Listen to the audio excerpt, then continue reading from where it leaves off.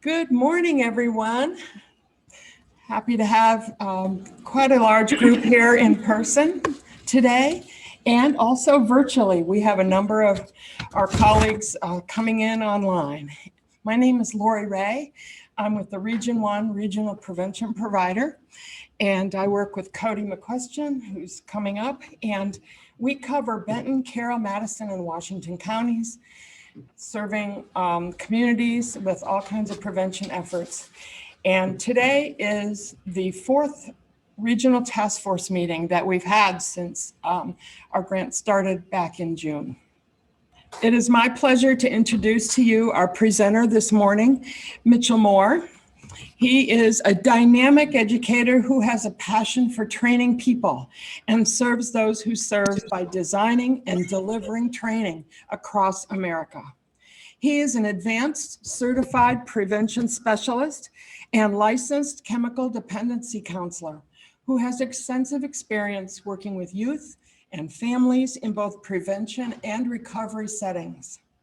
He has served as a counselor, a prevention specialist, and executive director of a charitable organization for 19 years. In 2019, Mitchel was awarded the Texas Prevention Specialist of the Year. He is currently an independent contractor, a beekeeper, a board member for Prevention Training Services, and volunteers his time with the Texas Certification Board. We have worked with Mitchel for many years. He's a friend and colleague of ours. He has presented many times in Arkansas. And in collaboration with our focus on alcohol prevention, we have asked Mitchel to be our presenter this morning. And it's entitled Alcohol in Arkansas Today. Mitchel, good to see you. Good to see you as well. Good morning, everyone. I'm so honored to be here to be part of this collaborative effort to look at underage drinking locally as well as statewide. Today, we have a presentation not only on the effects of alcohol, but more specifically, definitions of use, misuse, and disorder. We'll take a quick break and then come back and look specifically at some high-risk populations, women, college-age students, and underage youth. Then we'll take a quick break, stand up and stretch a little bit, and come back and wrap up the presentation looking at alcohol consumption during this past year with our COVID-19 issues, examine a little bit of local data, but I hope to move you in a direction where you as a coalition will determine where you're at, where you're going, and then maybe come up with some plans on how you're going to get there. The entirety of this presentation has been uploaded to our website. If you go to preventiontrainingservices.com and look under the resources tab, there will be a tab called Arkansas, and this presentation is there, as well as some local and regional data for Arkansas, in addition to just some more facts on alcohol. I encourage you to download this presentation and use it in any manner you choose. This is all public domain. This is all information for you. And when we get finished about 8:30 or 9 o'clock tonight, you are going to have so much knowledge around alcohol, but more specifically, what you can do to help prevent the misuse, abuse, and perhaps help someone from crossing over the line into a substance use disorder, alcohol use disorder. As Lori said, my name is Mitchel Moore. You can call me George, but I will not answer to it. I met Lori back in 2012 at the luxurious 4-H conference center just outside of Little Rock, where we learned about substance abuse prevention. We had some great training, and I have really enjoyed working with Lori and Cody, as they have been a powerful force in organizing and collaborating efforts to reduce substance use and misuse all across the northwestern part of Arkansas. Lori and I have had many discussions around what we could do to help young people, what we could do to help our community. And I'm so grateful that they are such an active force in your area. I am going to turn my camera off and jump into the meat of the presentation. Alcohol is one of the most widely used drugs in the world. Been around before the pyramids. And even though we know a lot about its effect on the human body, our society continues to consume it. During this presentation, we're going to examine alcohol's impact and effect on the body and the brain.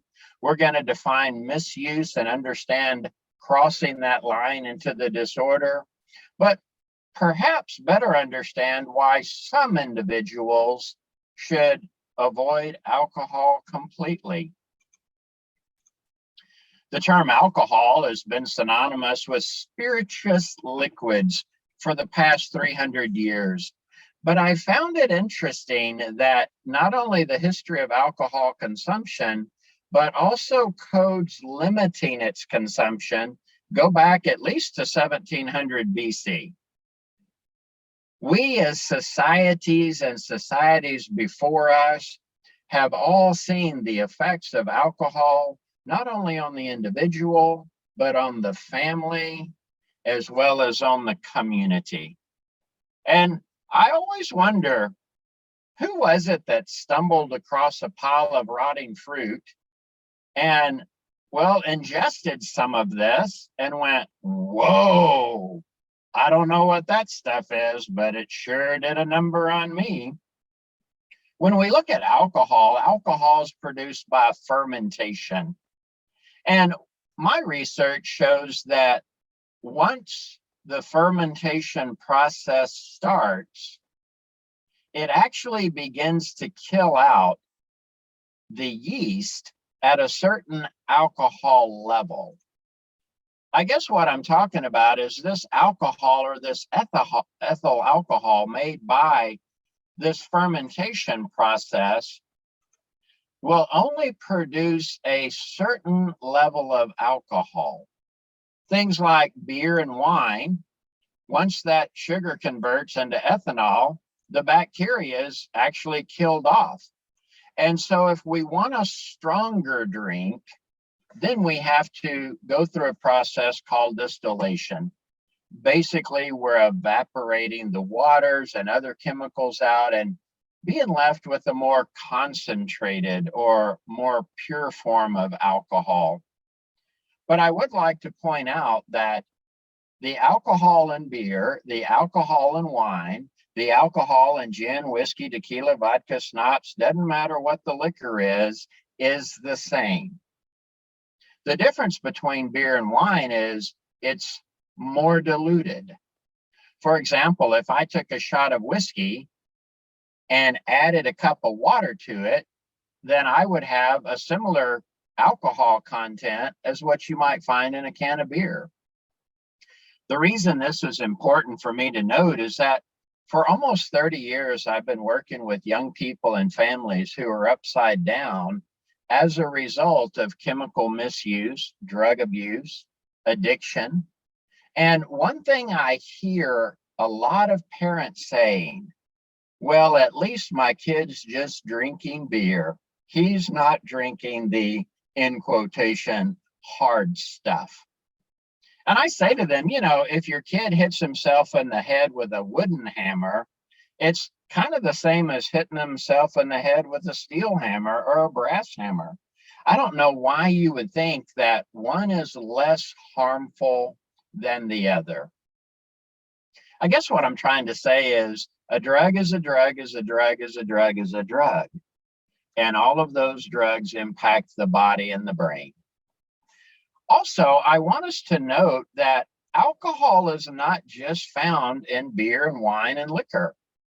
It's also found in a lot of medication, mouthwashes, and other household products. Some of the cold and flu medicine that you can buy over the counter has 10% alcohol in it. I've known as many kids to drink this medicine to get drunk because they couldn't get any beer or whiskey or tequila or gin. And again, the brain doesn't recognize the difference. It's all alcohol. And when we look at it, we begin to look at the effects of alcohol. Not only the effects of drinking alcohol on a single occasion, but also drinking alcohol continuously. Now, it is a bit of a challenge for science to say, if a person drinks alcohol, this is what's going to occur. Because as you know, we're all different. We have different genetics. We live in different environments. We have different makeups in our brain and body. And so some of the factors depend on how much you drink, how often you drink, how old you are, what your health is, and also your family history.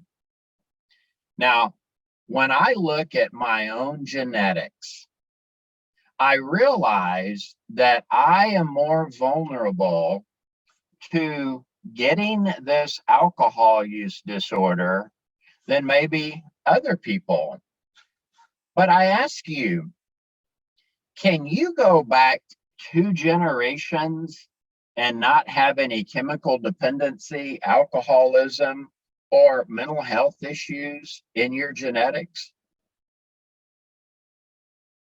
I've not yet found a human being on the planet who could go back 2 generations and not have something going on in their DNA.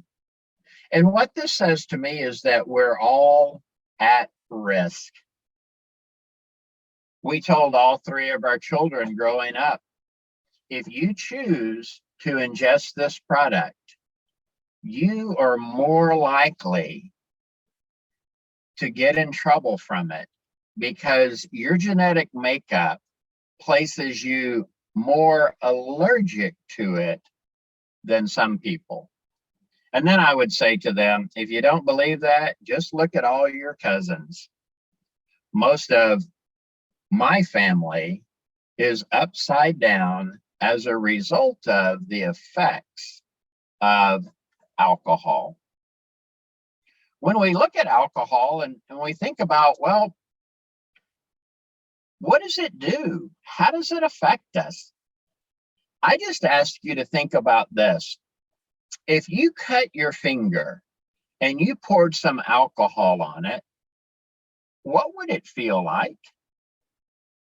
It would burn, right? And so alcohol is an irritant. Alcohol burns. That's why when people are doing shots of whiskey or shots of tequila and they talk about that warm feeling they feel, that's because their throat and esophagus is on fire. Their stomach is being irritated. And then if we continue pouring alcohol on our cut finger, what eventually happens? It goes numb. We quit feeling it. And so alcohol is a sedative. It sedates those nerve endings.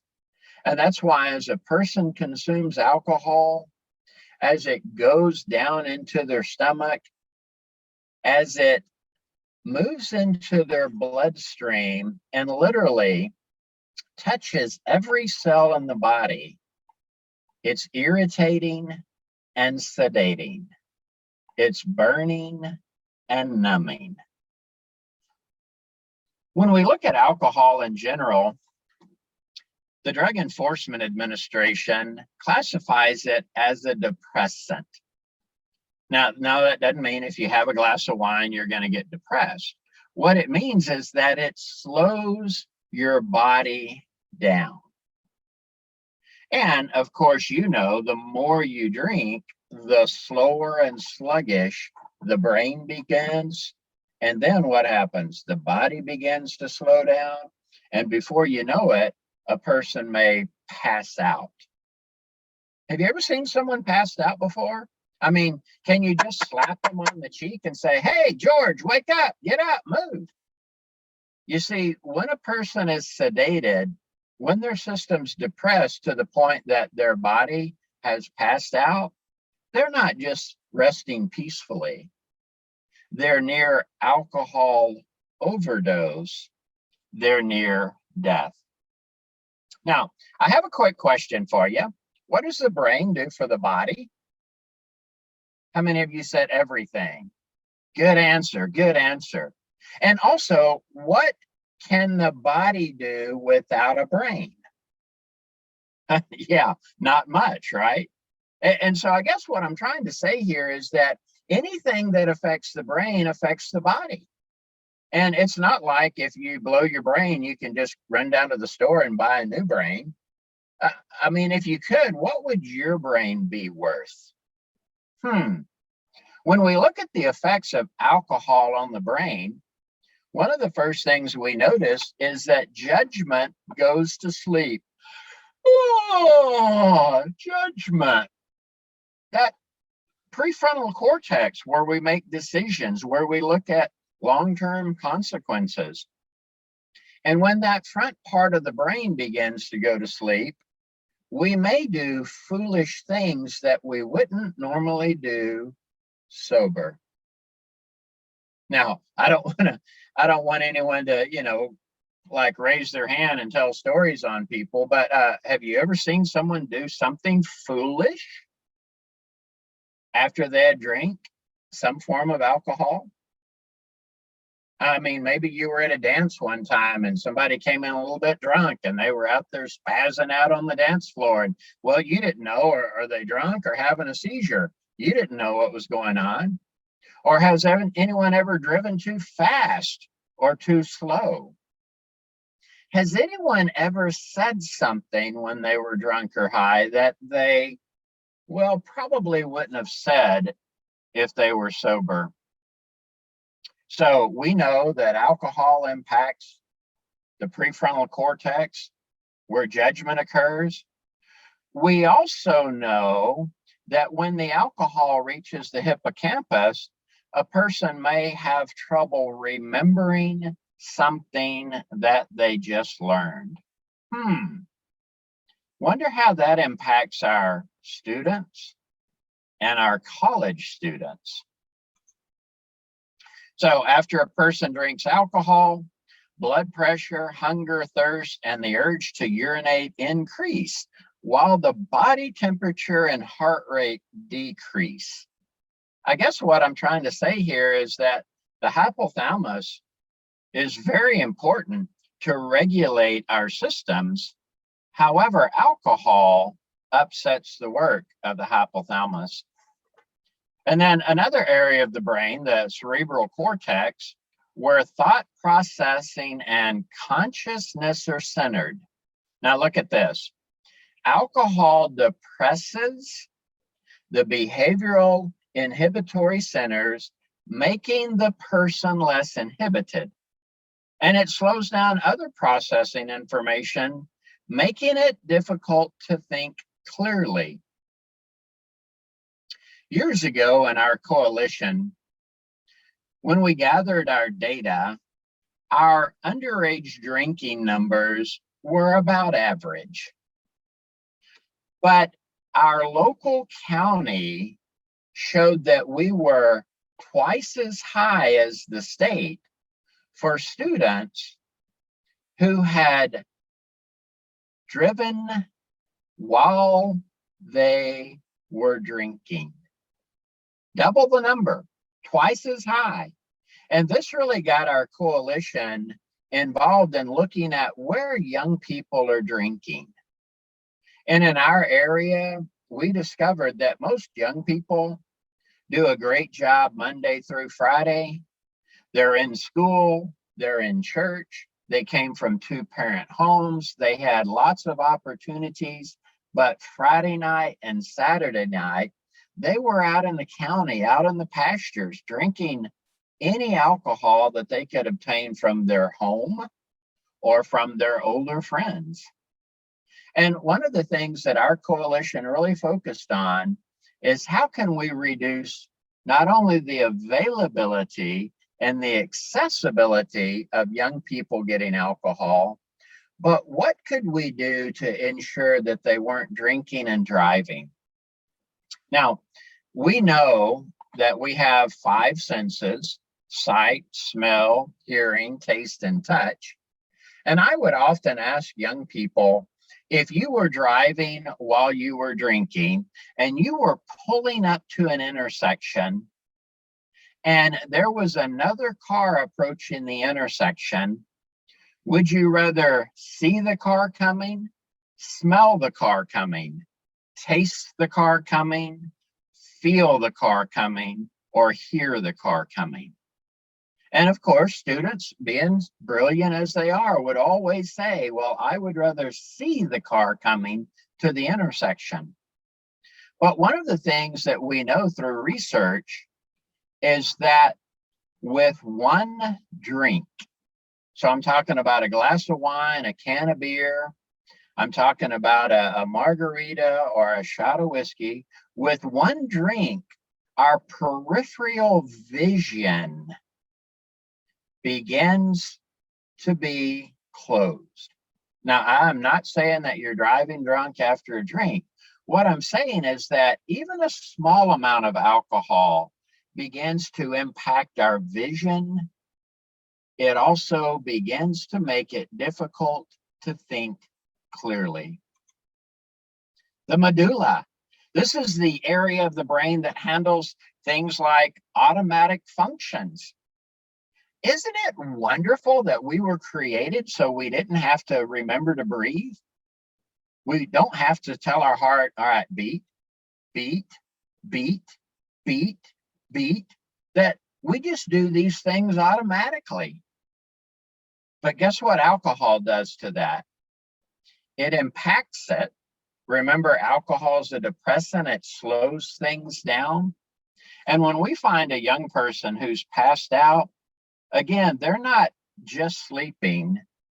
The part of the brain here, the medulla, that controls breathing, when it slows down and breathing stops, the young person stops. It's not just the brain that alcohol impacts. Alcohol impacts other areas of the body as well: the liver, the pancreas, and the heart. And drinking a lot over a long time, or look at this, too much on a single occasion, can create problems with the heart. We also know that because of alcohol's effect, we have an increase for many different types of cancers. Not only does alcohol lower our immune system and make us more susceptible to disease, but cancers can also grow wildly.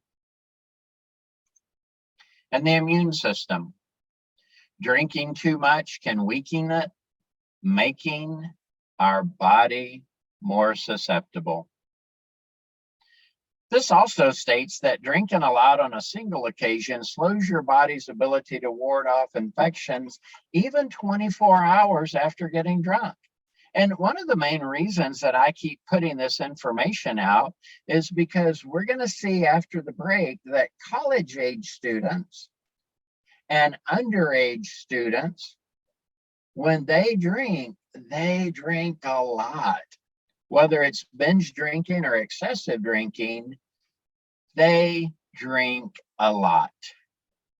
We're all familiar with alcohol and liver, the fact that we can be more readily susceptible to hepatitis.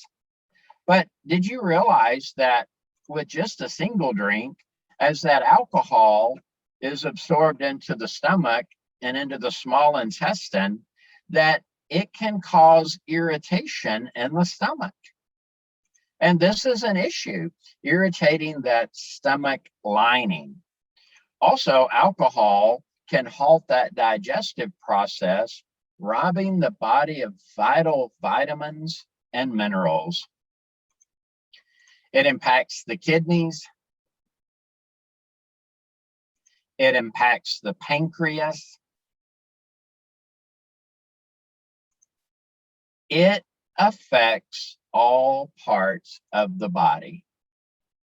Now, we have been told that even doctors recommend having a glass of wine. Okay, well, now listen, I'm not going to dispute someone else. I'm just going to say, cite your source.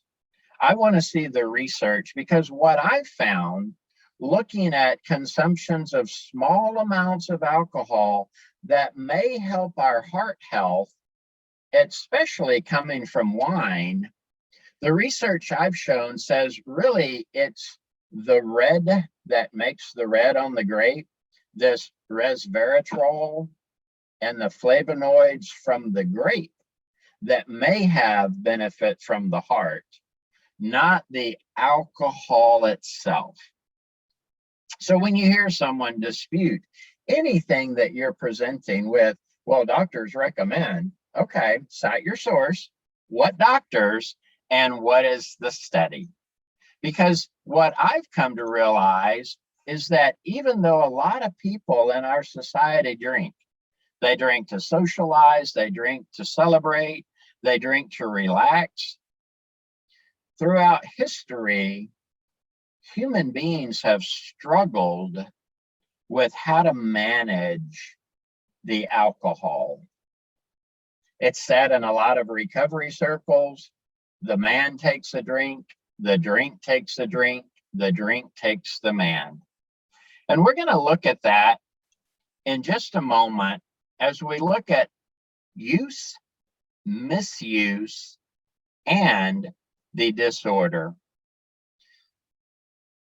The thing I don't know, y'all, is if all 10 of us started drinking on a regular basis, the science says that about 7 out of 10 of us may cross the line into dependency, and 3 out of 10 of us may not.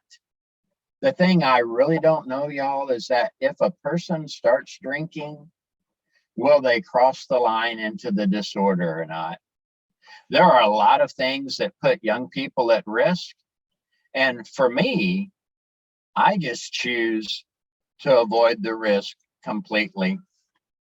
But we do know that once the body develops a dependence to alcohol, it is a lifelong challenge. I mean, think about this. If I am diagnosed with cancer today, am I just going to be able to shake it off tomorrow and say, well, I don't think I'll have cancer anymore? How did I get cancer? And what can I do to treat the disease? Alcoholism, alcohol use disorder is no different than any other disease. Once I've been diagnosed with the disease, like diabetes, I can either stay on my treatment protocol and live with it forever, healthier, or I can get off of my treatment protocol and feel its disastrous effects. Let's move toward alcohol use, misuse, and disorder. Now, the 2015 to 2020 dietary guidelines for Americans defines moderate drinking as up to 1 drink per day for women of legal drinking age and 2 drinks per day of men of legal drinking age. But look at this on the bottom of the slide. The dietary guidelines does not recommend that individuals who do not drink start drinking. And when we look at a standard drink for the next few slides, what we're looking at is a can of beer, a 5-ounce glass of wine, 1.5 shots of a distilled spirit, or maybe 8 to 9 ounces of malt liquor. The reason it's important to define a standard drink is when a college student goes to a party and has just 2 drinks. Well, they may have poured 4 or 5 shots of liquor into that first drink. And so even though they say I only had 2 drinks, well, they may have consumed a whole lot more alcohol. So let's look at the difference between alcohol use, alcohol misuse, and what we call excessive drinking. If an individual has an average of 1 drink a day for women or 2 drinks a day for men, and not repeatedly, not every day, we're going to classify that as moderate drinking. And you see, only moderate drinking is ready for those who already drink. Alcohol misuse. I love this definition. Drinking in a manner, situation, amount, or frequency that could cause harm to you or to those around you. That's misusing that product. But look at this. For individuals younger than 21 or pregnant females, any alcohol constitutes alcohol misuse. If you're 19 years old, you've graduated from high school, you're working full-time, you're a parent, you have a family, you're paying for your house, you're as responsible as any 19-year-old on the planet, is it all right for you to consume alcohol? Well, the science says that that's misuse. And we'll look a little bit deeper into that in a moment. Excessive drinking. 8 or more drinks a week for a woman, or 15 or more drinks per week for men. This is why when I see these construction workers going into the local stores and they're coming out with 2 30-packs, I'm thinking, oh, right, they have a whole month's supply of alcohol, right? I wonder what happens when someone puts more alcohol in their body than their body can get rid of. Think of your body as a bathtub. You have a small drain on it, but you could open up those faucets as full as you want. And when you start putting more alcohol into your body, your bathtub, then your body can eliminate the drain. And that alcohol is staying in your body. How does it impact any body? And yet we know that over 90% of the adults who drink excessively, and about 90% of the alcohol consumed by those under 21 years of age is in the form of binge drinking. They're putting more alcohol in their body than their body can get rid of. Now, it's a chemical process, y'all. The body has to turn the alcohol into acetaldehyde, the acetaldehyde into acetic acid and carbon dioxide, and then the body excretes it via urine, via breath, via sweat. It's a chemical process for the alcohol to get rid of the body. And yet, time and time again, our young people, especially college-age students, are consuming far too much alcohol in one setting and physically harming their brain and physically harming their body. And of course, the more drinks that anyone has on any given day puts them at a greater risk for what we're now calling alcohol use disorder. Alcohol use disorder is characterized by the inability to stop or control their alcohol use. And so when we had teenagers come into our office when I was counseling, we'd simply say, quit drinking for 30 days. If you can quit drinking for 30 days and not tell anyone you stop, you probably don't have a problem. But if you're depending on alcohol to do something for you, like relax, like to fit into society, like to dance, like to relieve your anxiety. If you're dependent on alcohol to do something for you, over time it will quit working and your dependency will grow. And some of the things that concern me about teenagers is the earlier you start drinking, the more likely you are to get the disorder. Also, we need to look at not only when you start drinking, but also we need to look at your own genetics. This science here states that if a person begins to drink before the age of 15, they are more than 5 times likely of getting the disorder. Now, I've had parents say to me, oh, if my kid gets to be an alcoholic, we'll just send him to treatment and they can fix him. What? What? If my kid gets a lifelong disease, you think you're just going to send them to summer camp and they're going to get all better? Oh my goodness. The more we learn about addiction, the more we learn about alcohol use disorder, the more we learn about misuse, maybe the more we can help prevent someone from getting this insidious disease. The science also tells us that the risk for adolescent females is higher than that of males. We are different. Males and females have some different things going on internally. For one, females don't have as much of the chemical that processes alcohol as a male might have. And males tend to have more water in their body than females. Genetics play a huge role in this. And I want us to walk through the definition of alcohol use disorder. I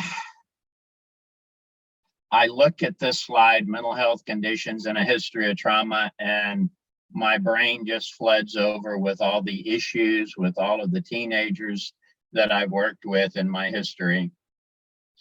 Not only the family history, but the trauma is horrific. I could spend hours and hours talking about the history of trauma. I don't want you to leave here thinking that every teenager that drinks has trauma in his or her life, but I do want you to know that sometimes not feeling is better than feeling. All right, alcohol use disorder. Let's walk through this and then we'll take a quick break.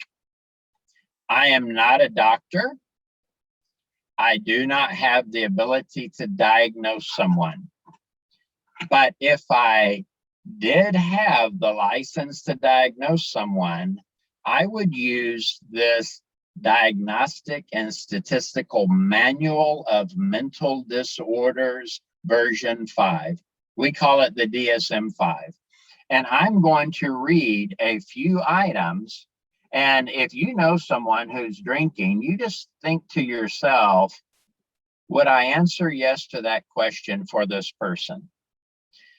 2 or more indicates the potential for a problem. So let's walk through it briefly. Has the person had times when they ended up drinking more or longer than they intended to? Has more than once they wanted to cut down or stop drinking but couldn't? Did the person spend a lot of time drinking or being sick or getting over the after effects? Did the person want to drink so badly they couldn't think of anything else? You see, part of the diagnosis of the disorder is the inability to control the amount. Once they start drinking, they have a hard time stopping. A few more of the criteria. Has the person ever found that drinking interfered with taking care of their responsibilities? Did the person continue to drink even though it was causing troubles in their relationships? Have they given up or cut back on activities that was once important to them? And have they more than once gotten into situations after drinking that increase their chances of getting hurt, like driving or swimming, using machinery, walking in a dangerous area, or having unprotected sex? And in the past year, did they continue drinking even though it was making them feel depressed or anxious?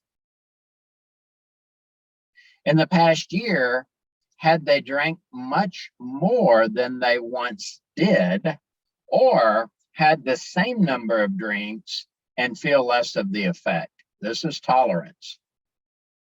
Or have they found that when they quit drinking, they had withdrawal symptoms?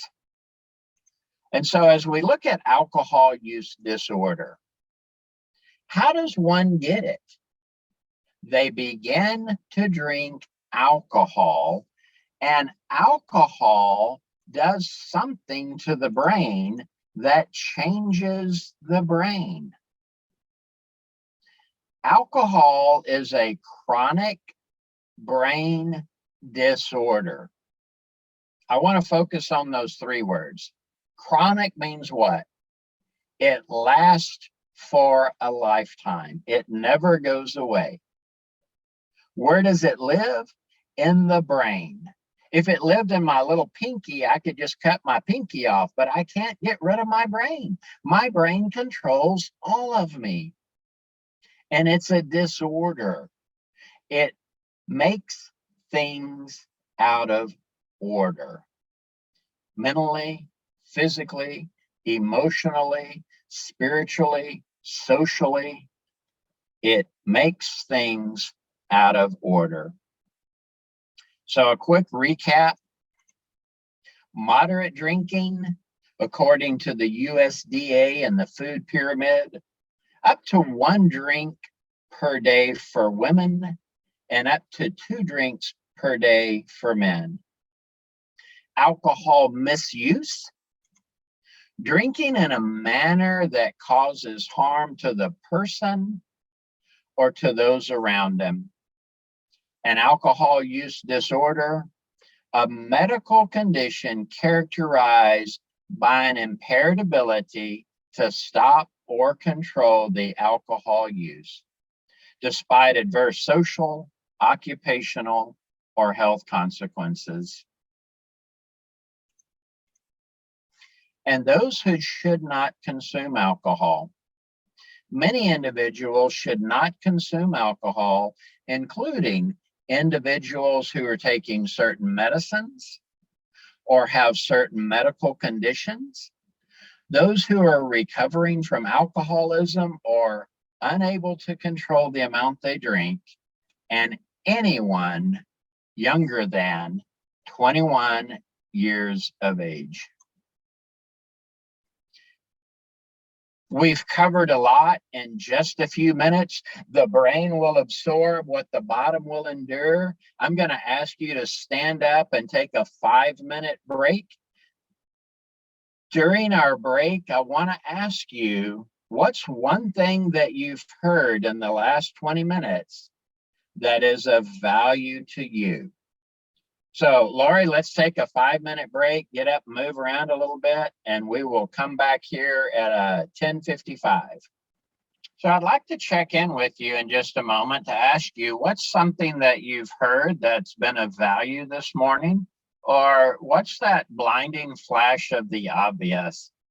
I'll give it a shot. I'm Josh. All right.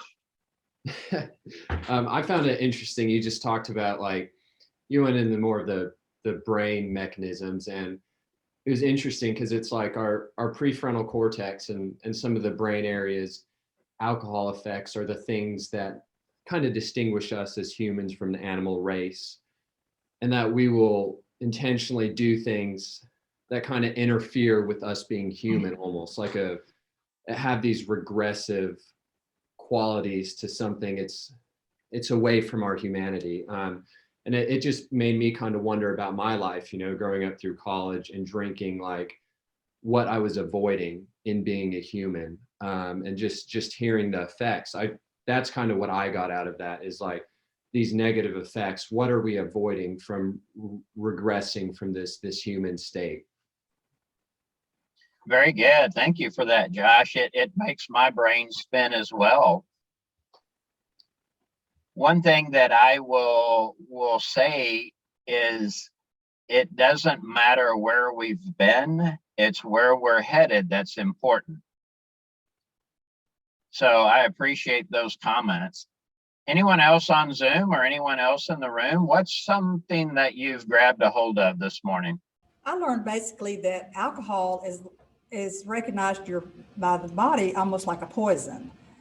And the ways that it gets rid of that is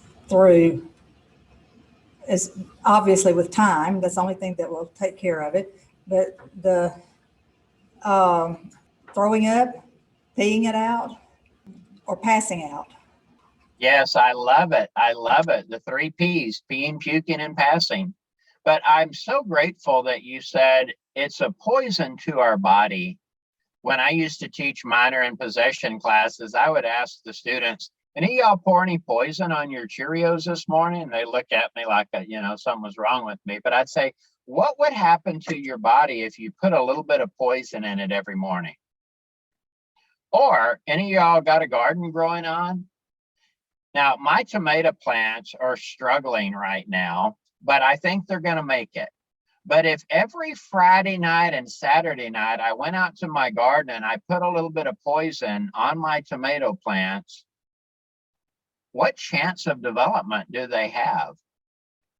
And so I guess what I'm trying to say is that alcohol does have a negative impact on the development of the human body.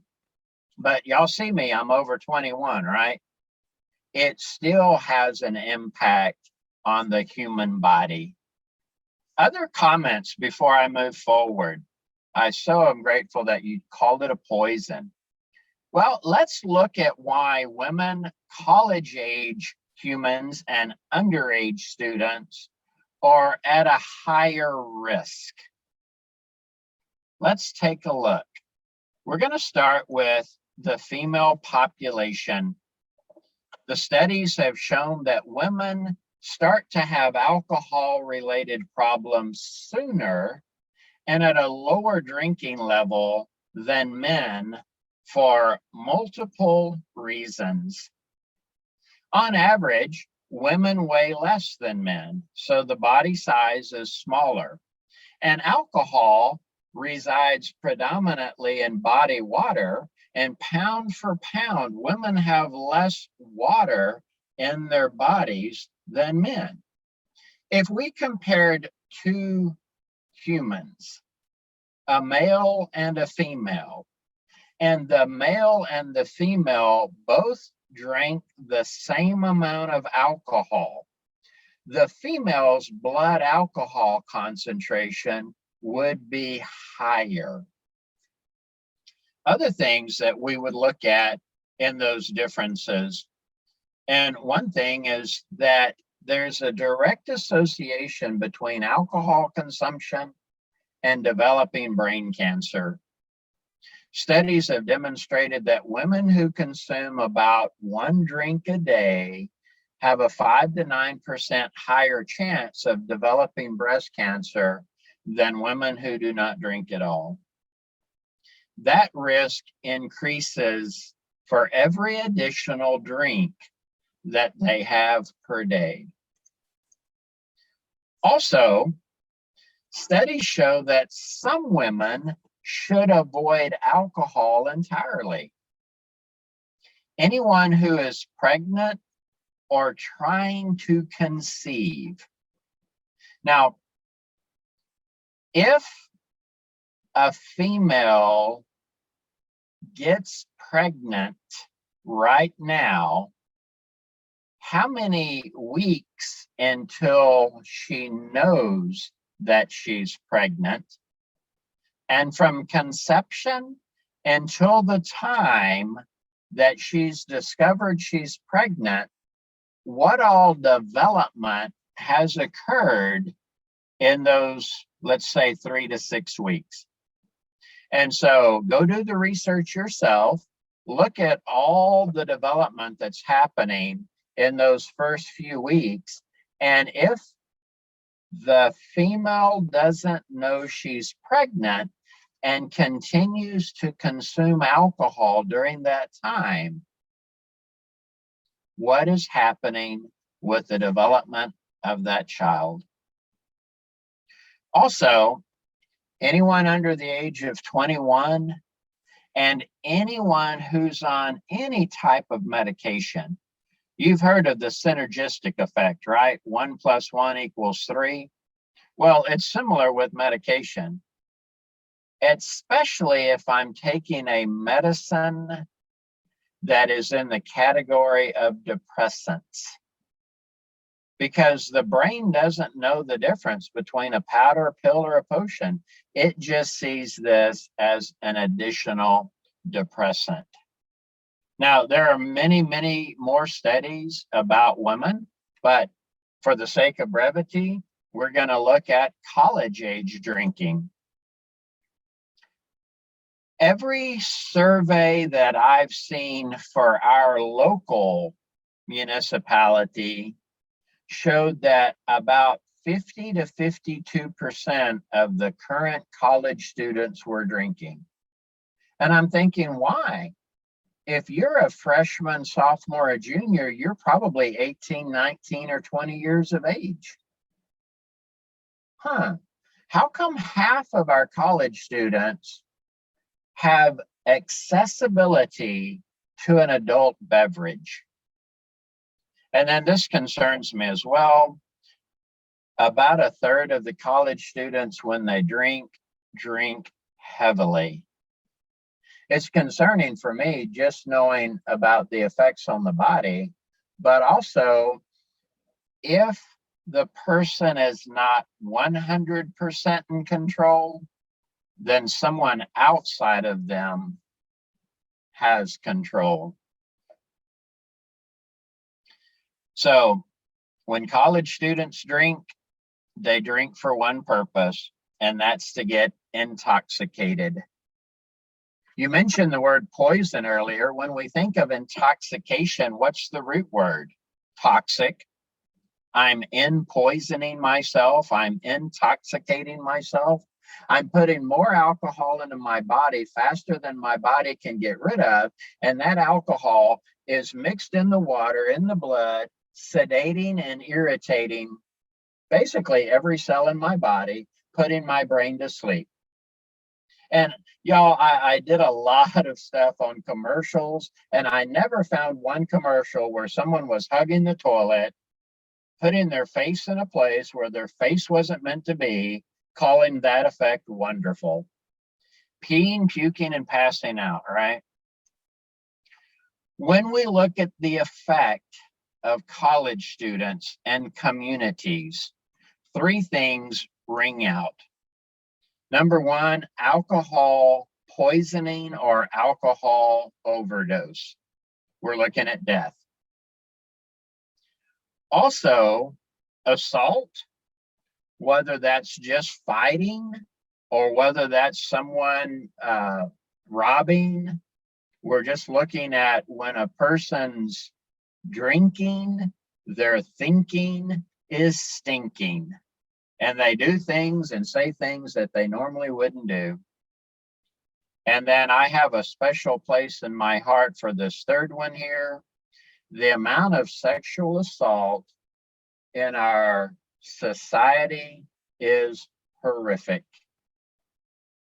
Some of that trauma that we were talking about, and I cannot tell you how many young people, male and female, I have counseled over the trauma that occurred while they were drinking at a party.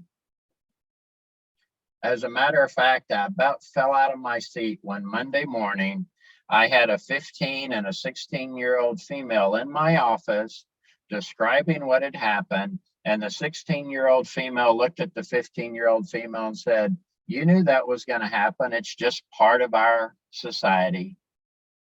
And I just shook my head and I thought, how sad is it that sexual assault is just the norm for students? It doesn't have to be that way. We can change the environment so that our young people grow up safer and healthier. And then another issue is just academic problems.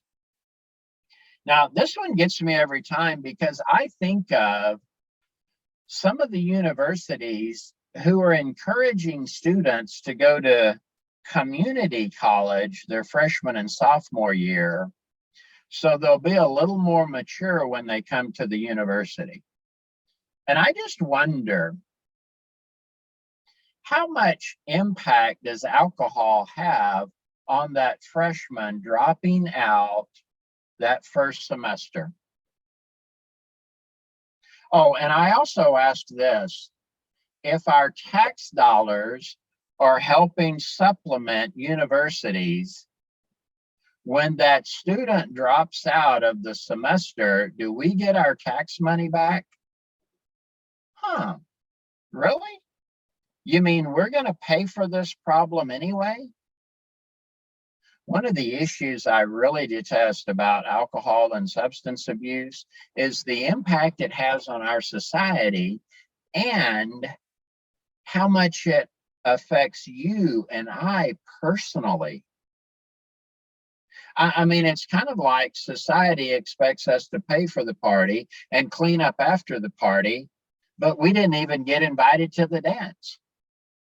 When I look at things like my insurance increasing, even though I haven't had a crash or a ticket, when I look at things like my health insurance increasing, even though I haven't been to the doctor in years, when I look at the cost that we as taxpayers pay for juvenile probation officers, incarceration rates, when I look at how much we pay, and we didn't even get invited to the dance. Teenagers and young adults are definitely at a risk for alcohol overdose, and it just has to do with high intensity drinking. Also, their bodies may be smaller and their blood alcohol concentration much higher. When we look at overdose, alcohol overdose occurs when there's so much alcohol in the bloodstream that the brain basically slows down. Breathing, heart rate, temperature begin to slow down. And you can find all types of charts about what occurs at different blood alcohol concentrations. So if the college student is having the pre-party before they even leave to go to the party, and then they're getting to the party and they're having a few of those drinks with 4 to 5 shots of liquor in it, and then they're going to the after party, when they get home, when they get to the dorm, when they pass out, who is there to ensure that they don't die? Alcohol misuse, prominent in our society. When we look at alcohol, I always ask myself, why do adults allow adult beverages to get into the hands of minors? Anytime someone under the age of 21 has possession of alcohol, an adult has been involved at some level. This is an adult product. This is an adult beverage.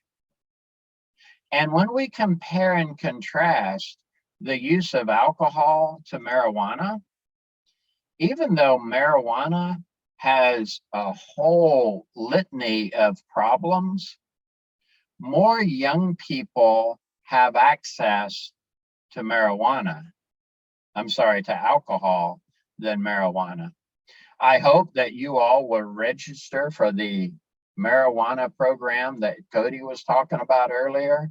But I also want to say that when we look at the drug of choice among young people across the country, there is also always more alcohol consumption than marijuana use. When we look at age of use, it also concerns me that children as young as 10 and 12 years of age began to drink alcohol. We're not talking about 17 or 18 or 19-year-olds. We're talking about second and third graders. And when we look at the binge drinking, this 5 drinks in a row, notice on the slide how when it goes from 8th grade to 10th grade to 12th grade, it almost doubles from 4.5 to 9.6% of those students surveyed.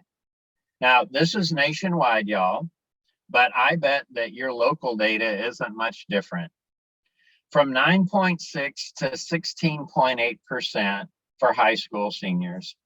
When we look at the amount of use, I just wonder, what could we do to change that? What could we do to either increase the age of first use? So let's move the needle from 10 or 11 years old to 14 or 15 years old. And if we could just increase the age of first use, that would be huge in the impact and effect on our communities. Also, if we could lower the amount that they were using. This is the huge issue among underage and college drinks. Most of the consumption is consumed through binge drinking. And again, binge drinking on 5 or more days over the past month. I wonder how this impacts us all.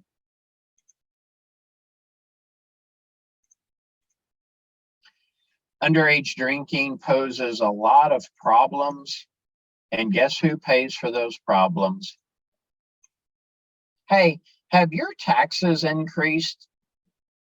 I want everybody to look at their paycheck stub when you get paid and notice how much federal tax has been withheld from your check. And I want you to work longer and work harder and give them more of your money, because it's our money that pays for all of the costs of everything that we allow in society. And when I start looking at things like injuries, I cannot count on both hands how many friends I've lost to drinking and driving and crashing and dying. When I look at the physical and sexual assault, I cannot tell you how many young people will live their life with the impact of that trauma. And when I look at brain development, I think, oh my goodness, why are we allowing our children to consume something that may cause them a lifetime of relapsing disorder? Now, y'all, I worked with teenagers for many, many years, and I hear it all the time. Oh, mister, I'm not going to get addicted. Oh, mister, I'm too good for that. Oh, mister, that won't happen to me. And I just think to myself, why are you any different than any other human on the planet?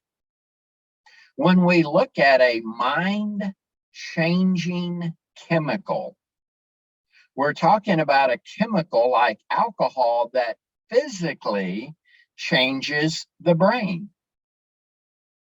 And those changes may or may not revert back after the person has quit using the chemicals. The other thing that we know about addiction is it primarily begins during adolescence. You know, if we didn't start drinking or smoking till we were 50, we probably wouldn't even get this disorder. But the reality that young people have began drinking at an early age while their brain is still maturing, it impacts that development. When we just look at addiction, I try to help people understand that it's a brain change. Take a look for just a moment. If this is our brain and we're just feeling normal right now, okay? We're not too happy. We're not feeling too bad. We're just normal. And our brain's job is to keep us feeling normal. But what would happen if you walked out the door and you found a $100 bill laying on the ground? Wow. You would go from feeling normal to feeling good. Your brain would actually dump some feel-good chemicals, some dopamine, some neurotransmitters, and you would go, whoopee! But are you gonna feel good forever? No, your brain's job is to return to normal. You're gonna take that $100 bill and put it in your pocket and you're gonna return to normal. So what happens when a person takes a drink? It changes the way they feel. And over time, the drug leaves the body and the person returns to normal. So this is looking at use for anyone over the age of 21 that has a glass of wine or has a beer. Yes, it changes the way they feel, but they return to normal. I wonder if it works every time. Well, yeah. I mean, this is pretty cool stuff, right? When I drink something, it changes the way I feel, and the next day I'm back to normal. And I start to think, wow, I can change the way I feel just by drinking something. But the problem is my body builds a tolerance to it, and that drink doesn't make me feel as good as I once did. I have to drink more to have that feel-good feeling. And over time, that drink doesn't make me feel that good. This is where I have to start putting more and more and more of the chemical in my body. If I was just having one drink, my body could handle it. But when I'm putting 3 or 4 or 5 drinks in my body, now my body is feeling the impact and the effect. And at some point, I wake up and I don't even feel normal. Now I'm drinking just to feel okay. I'm having to depend on the drink or the drug just to feel normal. But I'm also consuming more and more and more. And over time, I don't even feel normal. Now, when I draw this chart out for young people, I always ask them, where do you see yourself on this chart? And for me, it really doesn't matter what they say, because this is a progressive disease that gets worse over time.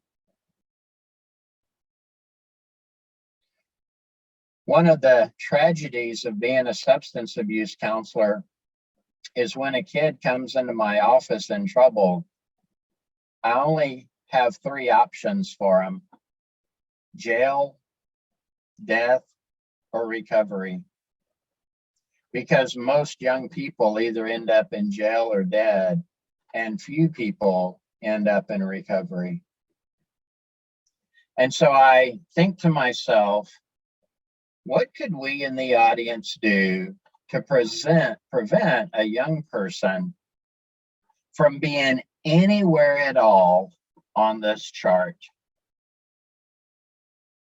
I don't know if I've adequately explained addiction, but I'd like to show you what it looks like through a brief video.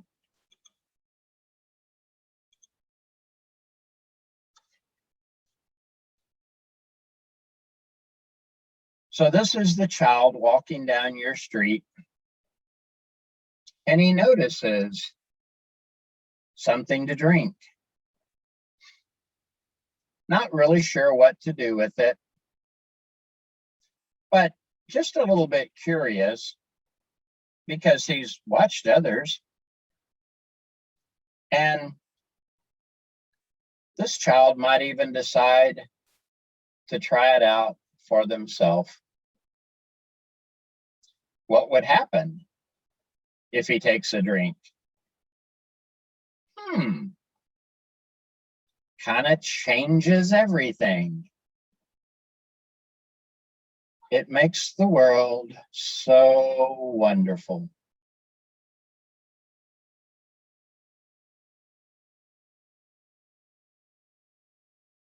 And the child learns pretty quickly. If they want to change the way they feel, all they have to do is drink something, smoke something, huff something, snort something, take a mind-changing chemical that changes their brain and makes the world wonderful. The problem, though, is it doesn't last forever. And, well, sometimes the landing's a little rough.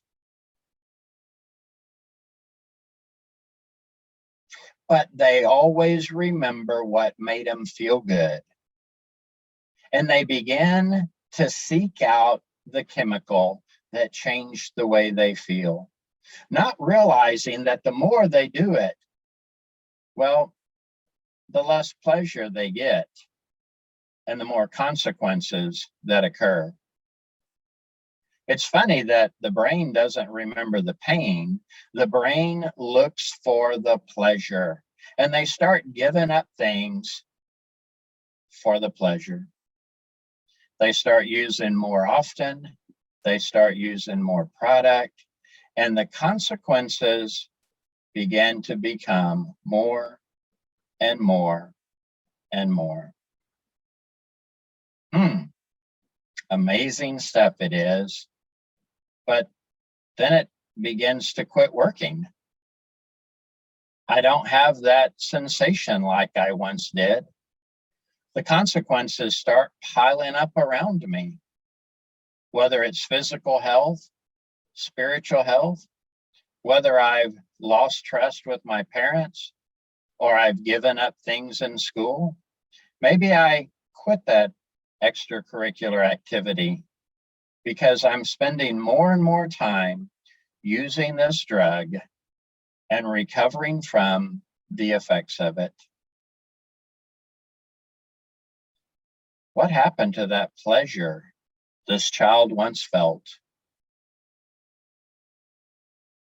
Why are they now depending on it, and yet it's not even working?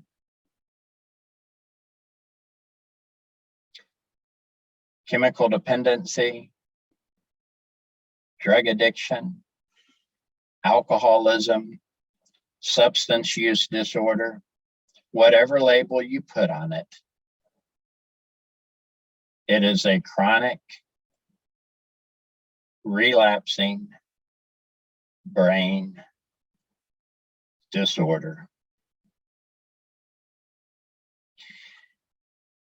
Anything we could do to prevent any human being on the planet from getting this disease will save them and their family a lifetime of pain and misery.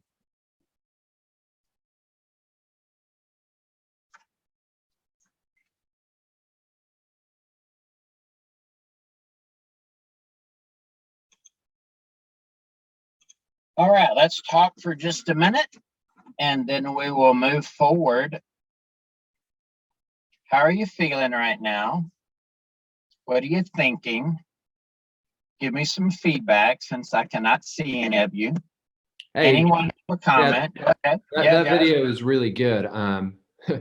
I sent you that little message, but it was very real.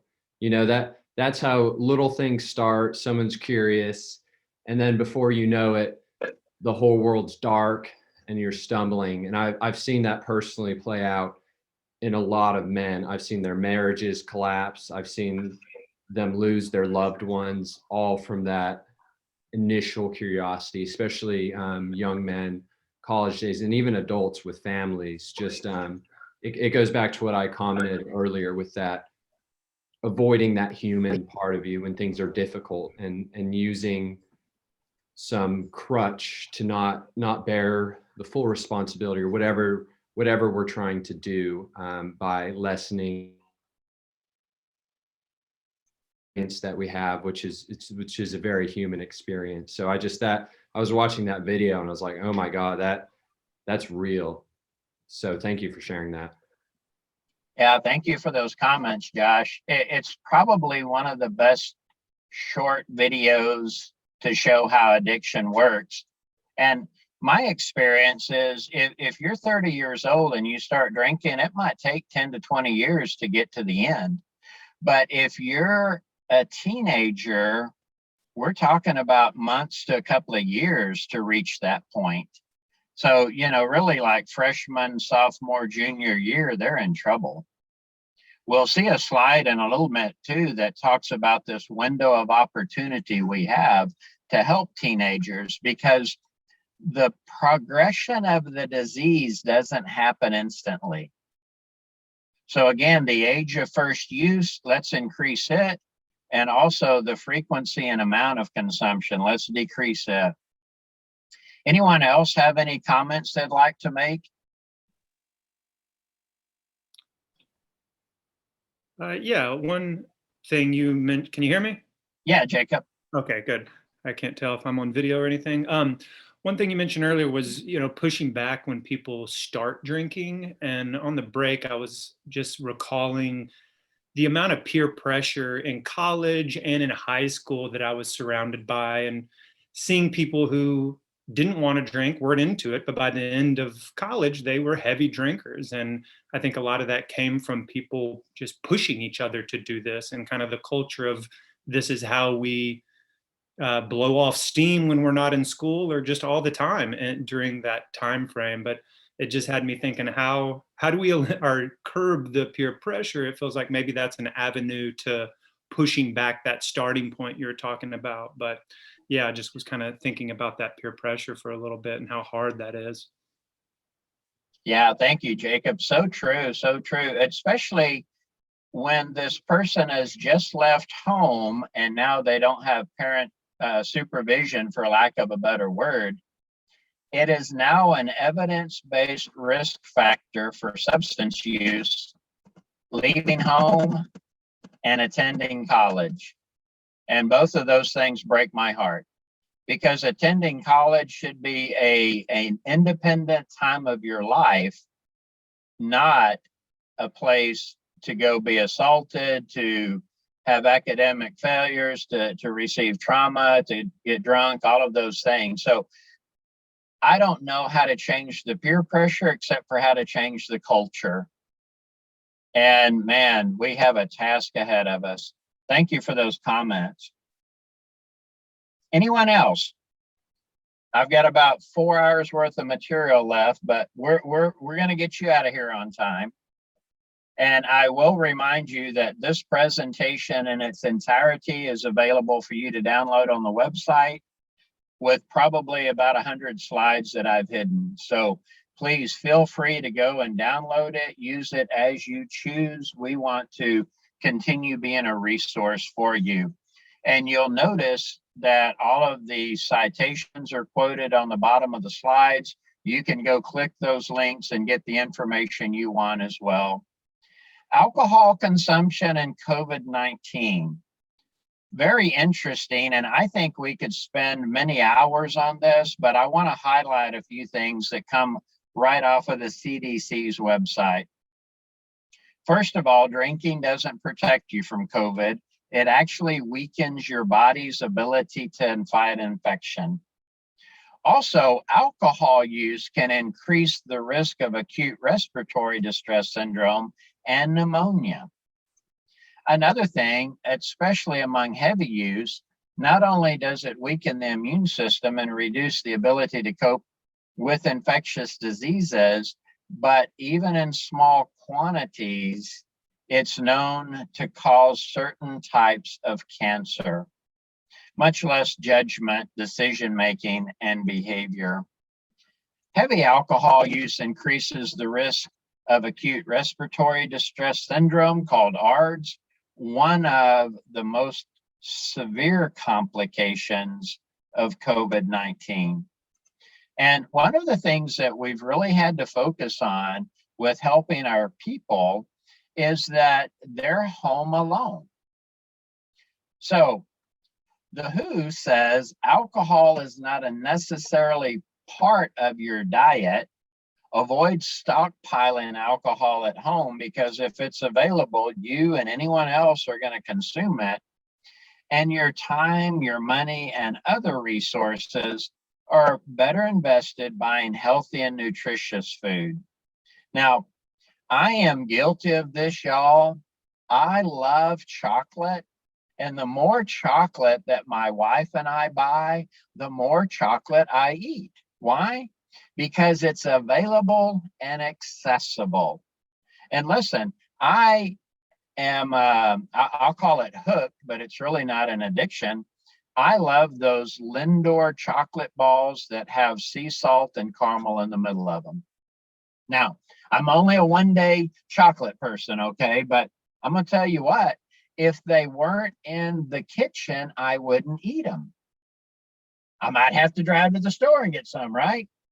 All I'm saying with this is, if it's available and accessible, our young people will probably utilize it more. Also, being at home, you might think that alcohol copes with stress, but it's not a good coping mechanism, because it actually increases panic disorder, anxiety disorder, depression, and other mental disorders, as well as family and domestic violence. So using alcohol to check out or stress out may cause more problems than what it prevents. I do want to talk to you about prevention, though. I want to talk to you about reducing the availability and the accessibility. And one of the problems that I've seen in our state, as well as many other states, is during COVID, we passed bills, or governors enacted executive orders that allowed restaurants to serve alcohol to go. Now, I don't yet know its impact in Texas, but I do know it's a huge issue when I can order a mixed drink to go, simply because we have an open container law in Texas. And they're saying as long as there's a plastic lid over it, it's not an open container. And so we're having this struggle and this battle where people would literally pull up to the drive-through window and order a bag of chips or a taco and 10 or 12 margaritas to go. Also, I've noticed that there's some issues with delivering alcohol. So I want to talk about those for just a moment, but I also want us to look at a call of action on what we can do in your area or in your state to go back to what the laws were pre-COVID. So let's look at revising alcohol and tobacco and reducing the hours of sale. Let's look at reducing the availability of carry out and delivery service. Let's promote and help seek and reduce stigma around getting treatment. And let's also look at sustained public health promotion campaigns. And these, again, my citations are sourced. This isn't Mitchell talking. This is talking about what can you do to keep that young person away from alcohol. Some local data for you. When we pull up the local data and we look at your area of Arkansas, one of the first things that I notice is that some counties are doing better than others. So we have anywhere from about 18% to 31% of high school seniors who've consumed drinking alcohol in the past 30 days. The other thing that I look at for you guys locally is what was the average age of these seniors who are reporting? And again, somewhere between 15 and 16 years of age for those seniors. So what can we do before ages 15? Now, you know, when a person gets their driver's license, everything begins to change and they have more accessibility and availability. And so anything we can do as a prevention task force to limit the availability or the accessibility is going to make a difference. And here are two bills that I just want to help you be aware of. Arkansas Bill, Senate Bill 32 was an act to allow retail liquor permit holders to deliver alcoholic beverages directly. This basically says that your liquor stores can hire someone 21 years old or older to deliver that liquor to your house. And then Senate Bill 339 that says restaurants and bars can also deliver the alcohol directly to your house. Now, I know that there's some restrictions and some regulations around this, but when we reach a point where we've opened back up, is it possible for us to reverse these laws so that alcohol cannot be delivered just like everything else? Something for you to be mindful of is after COVID goes away and we begin to re-norm, what are we going to look like in the new normal?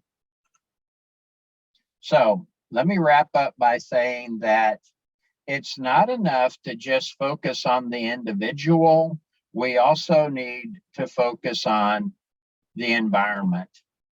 It's not enough to pour our resources into convincing college students to resist that peer pressure. We also need to make it difficult for them to get the alcohol in the first place. So I'm going to continue saying anything you can do to reduce availability and accessibility.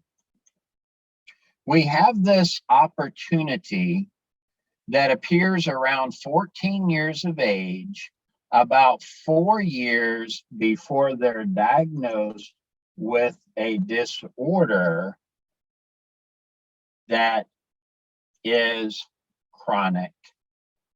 And anything we can do will make a difference.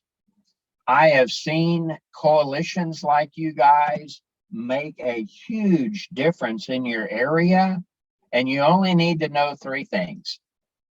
You need to know 3 simple things, y'all. You need to know where you're at. You need to know where you want to be, and you need to know how you're going to get there. So where you're at right now is that young people have access to alcohol. My question is, where do you want to be? What is your legacy? And then how are you going to get there? You got to have an action plan, because things left unattended will get worse.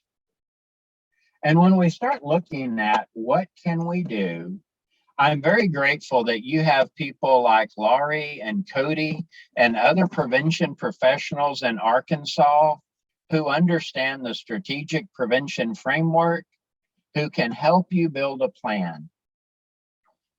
It took us more than 10 minutes to get where we're at, and we're not going to change it in 10 minutes. But I can tell you that you as an individual and you as a coalition will make the difference. So I leave you with this. Remember that you are amazing. Never has there been, nor will there ever be, you. You were born on purpose. You were born with a purpose and for a purpose. And it is up to you to discover that purpose, to understand how you will make a difference. With that said, my time is up. Thank you. Thank you. Thank you. Mitchel Moore, we thank you so much for your presentation this morning. Such a wealth of information and an in-depth look at all the concerns and issues and impacts that alcohol use has on the lifespan, and ways that we as coalition members and as community members can work together to start addressing more directly this problem of alcohol use, abuse, and misuse in Arkansas. Thank you for allowing us to record this presentation, and remind everyone the ways to obtain that recording again and utilize it. There's so much information here. Thank you for the time you put into this presentation, and it was great to have you be with us this morning.